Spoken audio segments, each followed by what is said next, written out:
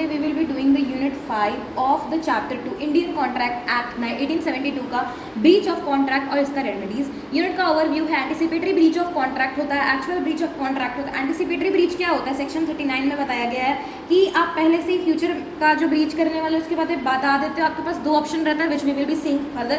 Actual breach of contract होता है और remedies for breach of contract होता है, जिसमें हम लोग बोलते हैं कि सूट फॉर डैमेजेस होता है, रिसिजन ऑफ कॉन्ट्रैक्ट और सूट फॉर स्पेसिफिक परफॉर्मेंस होता है, सूट फॉर इंजेक्शन होता है और सूट अपॉन क्वांटम मेरिट होता है, जिसको हम लोग कहते हैं एस रिस्क। ठीक है, सूट डैमेजेस होता है तो ये 73 सेक्शन में आता है, जिसमें हमारा 1 2 3 4 5 आई थिंक 5 नहीं, यहाँ पे 6 तरीके का आता है, क्योंकि यहाँ पर एक डैमेजेस फॉर डिटेरियोरेशन भी होता है, जिसको हम लोग OSV NDP के बारे से जानते हैं। और प्रीफिक्स डैमेजेस हमारा 2 तरीके का, लिक्विडेटेड डैमेजेस और पेनल्टी। अब यहाँ पर एंटिसिपेटरी ब्रीच ऑफ कॉन्ट्रैक्ट दिया हुआ है, उससे पहले हम लोग पढ़ लेते हैं कि हम लोग क्या क्या कर चुके हैं। हम लोग कर चुके हैं कि कॉन्ट्रैक्ट कैसे बनता है, the essentials of a valid contract. Essentials क्या है, हमारे पास 2 तरीके का था, एक था जो हमें सेक्शन 10 में दिया हुआ है AFCC LB है ना, और एक था हमारा जो नहीं दिया हुआ है, नॉट इन सेक्शन 10, वो था क्या हमारा TILCP है ना, ये हम लोग देख चुके हैं। Also how a contract is to be performed as well as how a contract may be put into an end discharge, कैसे होता है डिस्चार्ज ऑफ हम लोग कॉन्ट्रैक्ट देख चुके हैं। We shall not discuss the breach of contract and the make and we made in which compensation for breach of contract जो है एस्टिमेट किया जाता है। तो ब्रीच क्या होता है, breach means failure of a party to perform his or her obligation under a contract, यानी कि एक पार्टी का फेलियर उसके या उसकी ऑब्लिगेशन को फुलफिल ना करने में एक कॉन्ट्रैक्ट के अंदर। तो सिंपल टर्म्स में breach is defined, what is breach, breach means a failure of a party to perform his or her obligation upon a contract, failure of a party to perform his or her obligation under a contract। तो breach of contract 2 तरीके का होता है, actual breach of contract होता है, anticipatory breach of contract होता है। section 39 anticipatory breach कहता है ये एक breach होता है which occurs before the date of performance or when the performance was due। It means when promisor entirely refuses to perform before the performance date has arrived। It can be done expressly, यानी कि spoken or written or implied by conduct। ठीक है, actual breach में होता है, express और implied इसमें भी होता है। तो in actual of breach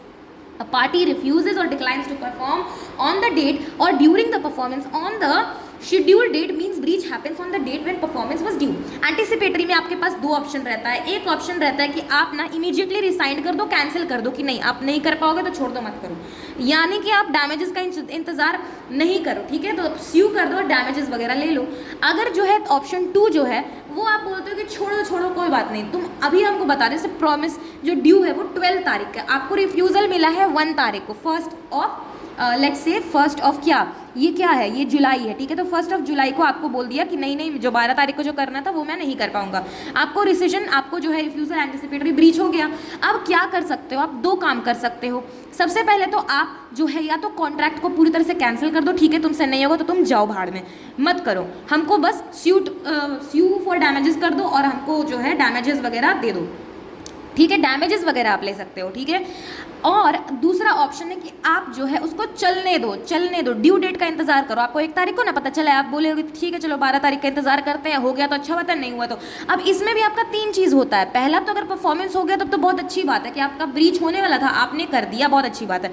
दूसरा हो जाता है कि सुपरवेनिंग इम्पॉसिबिलिटी आ जाता है। जैसे कि आपको ना जो है A जो है B को बोला कि मैं ना आपको सप्लाई कर रहा हूँ वीट 10 kg। ठीक है, अब ना 1 तारीख को वो बोल दिया कि 12 तारीख को जो मैं सप्लाई करने वाला था आपको वीट 10 kg वो मैं नहीं कर पाऊंगा। ठीक है, अब जो B भाई साहब है उन्होंने बोला कोई बात नहीं, चलने दो, देखते हैं क्या होता है, होगा नहीं होगा। 12 तारीख तक आते आते जो है सरकार ने बैन लगा दिया किस चीज़ पे, जो है पर्सनल जो है ट्रेडिंग ऑफ वीट पे। ठीक है, तो वो तो सुपरवेनिंग इम्पॉसिबिलिटी आ गया, वो तो वॉइड हो गया, ना ही आप उसको स्यू कर सकते हो डैमेजेस के लिए, ना ही आप उसको कुछ बोल सकते हो। ठीक है, उसके बाद आता है अगर नॉन परफॉर्मेंस हुआ उस दिन, एक्चुअल एंटिसिपेटरी ब्रीच के टाइम पे नॉन परफॉर्मेंस हुआ तो यानी कि क्या हुआ कि आपका एक्चुअल ब्रीच ऑफ कॉन्ट्रैक्ट हो गया। इसमें आपको ना ऑप्शंस मिलता है कि आपको रेमेडीज़ जो है वही वाला सूट फॉर डैमेजेस हो जाता है ना, उसके बाद आप रिसाइंड कर सकते हो। यहाँ पर लिखा हुआ है suit for damages rescission of contract हो सकता है, सूट फॉर स्पेसिफिक परफॉर्मेंस हो सकता है, सूट फॉर इंजेक्शन हो सकता है, डिटेरियोरेशन ऑफ डैमेजेस भी होता है और सूट अपॉन क्वांटम मेरिट भी होता है, जो कि हम लोग आगे पढ़ेंगे, जो कि होता है रेस्टिट्यूटरी आई थिंक। उसके बाद आई थिंक ये क्लियर है। हमारे पास डिफरेंस आता है एक छोटा सा एंटिसिपेटरी ब्रीच और एक्चुअल ब्रीच ऑफ कॉन्ट्रैक्ट में। अगर बिना देखे अगर कहा जाए तो हम लोग कह सकते हैं कि जो एक्चुअल ब्रीच ऑफ कॉन्ट्रैक्ट होता है उसी ड्यू परफॉर्मेंस, उसी ड्यू डेट पर आप नॉन परफॉर्मेंस कर देते हो। एंटिसिपेटरी ब्रीच होता है ना, आप पहले ही बता देते हो ऑन एडवांस कि हमसे ये नहीं होगा। इसमें जो है आपके पास एक ही ऑप्शन रहता है कि आप स्यू कर दो डैमेजेस के लिए। इसमें आपके पास रहता है दो ऑप्शन, एक ऑप्शन रहता है कि आप जो है तुरंत रिसाइंड कर देते हो, दूसरा ऑप्शन रहता है कि आप चलने देते हो। चलने देते हो तो आपके पास तीन ऑप्शन आता है, उतना डिफाइन करने का जरूरत नहीं है। तो हमारे पास anticipatory breach, breach before performance date, definition actual breach, breach on the due date और during performance. Types, anticipatory breach express and implied actual breach at due date and during performance types. ठीक है। Effect on promise, anticipatory breach can sue immediately or wait and hold liable, and actual breach can take action for breach on due date. Okay, anticipatory breach example informing inability to perform in advance, advance में बता दिया कि मेरे से नहीं होगा। Actual breach में failing to deliver goods on agreed date, आप फेल कर गए डिलीवर करने से। रेमेडीज जो है ब्रीच ऑफ कॉन्ट्रैक्ट के वो आपको यहाँ पर दिखेंगे, यहाँ पर आपको डैमेजेस के जो हैं रेमेडीज जो हैं यहाँ पर आपको देखने को मिलेंगे, which I will be explaining it one by one. लेकिन यहाँ पर हम लोग देखते हैं कि टाइप्स ऑफ डैमेजेस क्या होते हैं। ओएसवी एनडीपी जैसा कि मैंने बताया, ऑर्डिनरी डैमेजेस है ना, special damages, special damages, vindictive और एग्जेम्पलरी डैमेजेस है ना, nominal damages, damage for deterioration, और पी से है पेनल्टी। पी से क्या है हमारा, ओके, प्री फिक्स डैमेज है, पेनल्टी नहीं है, प्री फिक्स डैमेजेस है। देखो ऑर्डिनरी डैमेजेस में ना हम लोग केस लॉ पढ़ते हैं हैडली वर्सेस बैक्सनडेल का। Compensation for loss naturally arising from the breach or known to the parties at the time of contract. Example, B can claim 500 and from A the difference in the rice price due to A का refusal to deliver. A ने refuse किया deliver से, आप ordinary damage ले सकते हो 500 ले सकते हो। क्यों? क्योंकि डिफरेंस इन राइस प्राइस जो है आपने जो रिफ्यूज किया उससे। ठीक है। स्पेशल डैमेजेस में आता है compensation for losses arising for special circumstances known to the breaching party at the time. आपको पहले से एडवांस में बोलना पड़ेगा कि भाई साहब, अब जो हमको चावल दे रहे हो ना 500 किलो, उसको हमको आगे चल के सी को बेचना है। आप मुझे 500 किलो 100 रुपये का ना 1 किलो दे रहे हो, मुझे आगे चल के सी को भी देना है और मैं 200 का दूंगा। आप जब बता देते हो तो आप लॉस, प्रॉफिट जो आपका लॉस्ट है आप उसको ले सकते हो। यानी कि आपको 100 रुपये प्रॉफिट पर केजी के हिसाब से होना, तो 500 इंटू 100, 500 इंटू 100 आपके पास 50,000 का क्या आ जाएगा, डैमेजेस आ जाएगा, है ना, स्पेशल डैमेजेस आ जाएगा। जब बात करते हैं विंडिक्टिव और एक्सेम्पलरी डैमेजेस का, तो ना awarded for breach of promise to marry और wrongful dishonour of a cheque often for emotional distress और रेपुटेशन। विंडिक्टिव और एक्सेम्पलरी डैमेजेस में ना आप सिर्फ और सिर्फ अपना जो है ईगो नहीं कहा जा सकता, आप अपना जो है ना मतलब देखते हो कि आपका जो मेंटल डिस्ट्रेस है और आपका रेपुटेशन जो है वो हार्म हो रहा है। आप प्रॉमिस टू मैरिज कर सकते हो, प्रॉमिस ऑफ मैरिज अगर आप ब्रीच कर दिए, किसी का मेंटली वो अनस्टेबल हो गया आपके इस डिसीजन की वजह से, तो आप उसको जो है डैमेजेस पे करोगे। रॉन्गफुल डिसऑनर, आप किसी क्रेडिटर का जो है वो बिल जो है वो डिसऑनर कर गया, तो उसका रेप्यूटेशन पे धब्बा लग गया, तो वो क्या हुआ, उस पर विंडिक्टिव और एक्सेम्पलरी डैमेज दिया जाएगा। इसका सबसे अच्छा केस लॉ है Gibbons versus Westminster bank. A businessman can claim exemplary damages for the loss of credit due to wrongful check dishonor. wrongful check dishonor हुआ, इससे उसका रेपुटेशन पे धब्बा लगा। अब हमारे पास आता है नॉमिनल डैमेजेस। नॉमिनल डैमेजेस का मतलब ये है नाम का डैमेज, मतलब कोर्ट एक्सेप्ट करना चाहिए कि हाँ उसका गलती है, जो आपका पार्टी है वो सही है, तो आप 1 रुपया भी दोगे। डिग्री, इसको जजमेंट कहते हैं कोर्ट का। ठीक है। Awarded when there is a breach but no actual damage suffered, कोई आपको एक्चुअल डैमेज नहीं हुआ, बस establish the right of degree. Awarded a small sum of like 1 rupee और 10 paise when no real damage is proven. आपका real damage prove नहीं किया जा सकता, आपको सिर्फ बताना है कि हम सही हैं। Damage for deterioration, compensation for deterioration of goods due to delay की वजह से, includes physical damage and loss of sale opportunity. Carrier liable for damages if goods deteriorate due to delay or even without notice. ठीक है। Prefix damages क्या होता है, damages stipulated in the contract either as liquidated damages, reasonable estimate or penalty at arbitrary amount. If penalty is 1 lakh but actual loss is 70,000, only 70,000 is recoverable. English law में बताता है कि the sum so fixed in the contract may be interpreted as either liquidated damages or penalty. यानी कि prefix damage आपको पहले से ही बता दिया गया कि आप अगर मुझे जो है 10 किलो चावल नहीं दोगे तो मुझे ये चीज़ प्रॉब्लम होगा और ये का इतना नुकसान बनता है, आप मुझे ये अमाउंट दे देना। ठीक है। लेकिन इंडियन लॉ में देखता है कि पेनल्टी और लिक्विडेटेड डैमेजेस जो है ज़्यादा है तो वो देता है नहीं, एक्चुअल लॉस जितना है उतना ही मिलेगा।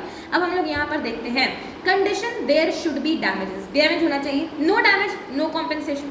Suit for damages 73 section, how the amount of compensation is to be made determined. On the breach of the contract, the party who sues from such a breach is entitled to receive from the party who has broken the contract compensation for any loss और damage caused by him by breach, ठीक है। Compensation can be claimed for, कैची कैची के लिए आप compensation claim कर सकते हो, एनी लॉस और damage which naturally arises in the usual course of event, जो नेचुरली डैमेज होता है उसके लिए क्लेम कर सकते हैं। Compensation can also be claim for any loss और damage which the party know when they enter the contract as likely to resulting from the breach, breach के कारण आपको जो दूसरे पार्टी को लॉस होगा उसके लिए भी क्लेम कर सकते हो। स्पेशल डैमेजेस के केस में क्लेम किया जा सकता है सिर्फ और सिर्फ आपके नोटिस पर, but the party suffering from the breach is bound to take responsible reasonable step to minimise the loss. अगर आपको दिख रहा है कि आपके कुछ एक्ट से आपका लॉस जो है वो कम हो सकता है तो आप वो करो ना, आप क्यों इंतजार करते हो। तो यही जो केस है हमारा इंश्योरेंस वाले केस में भी होता है। हम लोग देखते हैं कि एक आता है प्रिंसिपल जो है जिसको इंश्योर्ड को है ना पैसा दिया जाता है, तो उसको बताया जाता है कि आप अपने गुड्स का, प्रॉपर्टी का अगर देखभाल कर सकते हो तो करो। क्यों आप देख रहे हो कि आपका गाड़ी चोरी हो रहा है, आप बोल रहे हो कि अरे चोरी होने दो ना, इंश्योरेंस है ना, ये गलत है। आप अगर अपना डैमेजेस को, नुकसान को कम कर सकते हो तो रीजनेबल स्टेप लो। No compensation is payable for any remote और इनडायरेक्ट लॉस। इनडायरेक्ट लॉस मतलब होता है, जैसे कि देखो इनडायरेक्ट लॉस का मतलब समझो, इनडायरेक्ट लॉस, ठीक है। आप समझो कि ए ने बी से बोला कि मैं आपको 10 किलो जो है चावल दूंगा, ठीक है, चावल दूंगा आपको मैं 10 किलो इतने तारीख को, उतने तारीख को वो नहीं दिया। अब वो जो आदमी है उसको क्या करना था, उसको भोज करवाना था, ठीक है, उसको भोज करवाना था, लेकिन उसने उसको बताया नहीं था, उसके वजह से उसका लॉस हो गया, उसका रेपुटेशन का लॉस हो गया। क्या वो उससे रिकवर कर सकता है? नहीं। ये रिमोट और इनडायरेक्ट लॉस है। इनडायरेक्ट लॉस है ना, डायरेक्ट लॉस तो नहीं है ना। या फिर अगर इस तरह से देखा जाए, उसके भोज में बहुत लोग खाने वाले थे, अब नहीं कोई खाएंगे तो वो बीमार पड़ रहे हैं या फिर मर रहे हैं, वो इनडायरेक्ट लॉस है। उसके लिए भी ले सकता है वो? नहीं ले सकता है। ऑर्डिनरी डैमेज होता है market rate minus contract rate. Market rate कितना है, कॉन्ट्रैक्ट में कितना रेट हुआ था वो, जैसे कि ए ने बोला 100 किलो 100 बैग्स ऑफ वीट दूंगा एक 24 को, बी मार्केट रेट जो है 5000 के लिए, ठीक है, बी का मार्केट रेट है 5500 एक तारीख को। अब बी जो है क्लेम करेगा कितना, 5000 और 5500, यानी कि 500 का डिफरेंस, 500 पर बैग, यानी कि कितना बैग लिया, 100, तो 500 गुना 100, 50,000, बिल्कुल। हैडले वर्सेस बैक्सनडेल का केस जो है हमारा यहाँ पर था, जो है ऑर्डिनरी डैमेज। यहाँ पर जो है स्पेयर पार्ट जो है एक फ्लोर मिल का खो गया था। अब ये जो है ऑर्डर दे दिया था, डिले हो गया डिलीवरी में 7 दिन से, मिल क्लोज रहा 7 एक्स्ट्रा दिन इसी स्पेयर पार्ट के कारण। अब इसको जो है, इसका क्या था, इसको बता देना था कि आप जो स्पेयर पार्ट मुझे नहीं दोगे उस वजह से जो है मेरा जो मिल है वो बंद रह सकता है, तो कृपया जल्दी से जल्दी दो, हमको स्पेशल डैमेज तब कवर कर लेंगे अगर आप हमको बता दोगे तो ये नहीं बताया। तो no compensation can be claimed for indirect damages और रिमोट डैमेजेस, ठीक है। उसके बाद ए ने बी से कहा 5000 का bag, 100 bags of wheat on इतना तारीख, बी ने टुक किया वेडिंग कॉन्ट्रैक्ट और B can claim only ordinary damages not loss of profit, then B can, ठीक है, if A has the knowledge then B can claim loss of profit. अगर इसके बारे में ए को नॉलेज होता तो स्पेशल डैमेज मिल सकता था, लेकिन अब नहीं होगा। स्पेशल डैमेज क्या होता है, loss of profit, difference of contract rate, यानी कि 5000 पर बैग, और बी ने वादा किया था सी को कि मैं आपको 5200 का पर बैग दूंगा। आपने अगर पहले बता दिया होता तो 100 बैग है पर वीक, तो बी प्रॉफिट ले सकता है, लॉस कितना 200 ले सकता है, 200 डिफरेंस है ना, 200 गुने 100, ओके, 200 पर बैग, तो 200 गुने 100 है हमारा, 200 गुने 100 20,000, ओके। 74 सेक्शन बताता है हमारा penalty and liquidity damages, the parties to contract may provide beforehand the amount of compensation payable in case of failure. अगर आपने फेलियर किया तो मैं आपसे इतना पैसा लूंगा, वो होता है आपका पेनल्टी, लिक्विडेटेड डैमेजेस, ठीक है, लिक्विडेटेड डैमेजेस, ठीक है। To perform the contract in such case the question arises whether the court will have set this figure as a measure of English law के हिसाब से in the case of liquidated damages reasonable so can be claimed up to actual loss, in case of penalty unreasonable so can't be actual loss। यानी कि जो अगर आपका unreasonable amount है, आपने धोखा दिया तो आप मुझे 10 लाख दोगे, unreasonable amount है, नहीं मिलेगा। लिक्विडेटेड डैमेजेस है आपका 1,50,000, एक्चुअल लॉस हुआ 1 लाख, आपने बताया था कि आप मुझे गुड्स नहीं दोगे तो 1,50,000 का लॉस होगा, लेकिन एक्चुअली में देखा गया तो आपको लॉस हुआ सिर्फ 1 लाख का, तो पेनल्टी लगा 1 लाख का एक्चुअल लॉस, तो आपको जो है ना एक्चुअल लॉस ये भरना पड़ेगा। पेनल्टी आपका 1 लाख का, एक्चुअल लॉस है 70,000 का, तो आपको एक्चुअल लॉस 70,000 का ही भरना पड़ेगा। लिक्विडेटेड डैमेजेस और पेनल्टी का आपको यहाँ पे डिफरेंस दिया हुआ है। कॉमन फीचर क्या है, both are payable upon breach of contract, ठीक है। अमाउंट क्या है, liquidated damages reflects a genuine pre estimate of potential damage, आप जेन्युइन प्री एस्टिमेट करते हो ना, पेनल्टी एक्सेसिव अमाउंट एकदम भयंकर होता है, far beyond probable damage. Court का रूल क्या होता है? Courts assess if the some is a reasonable estimate of loss, courts will disregard if the some is extravagant, एकदम हद से ज्यादा। 10 लाख क्यों बोल रहे हो? आपको सिर्फ 1 लाख का नुकसान हो, 1 लाख लो चुपचाप से। Even if legal does liquidated damage भी अगर लिखा रहेगा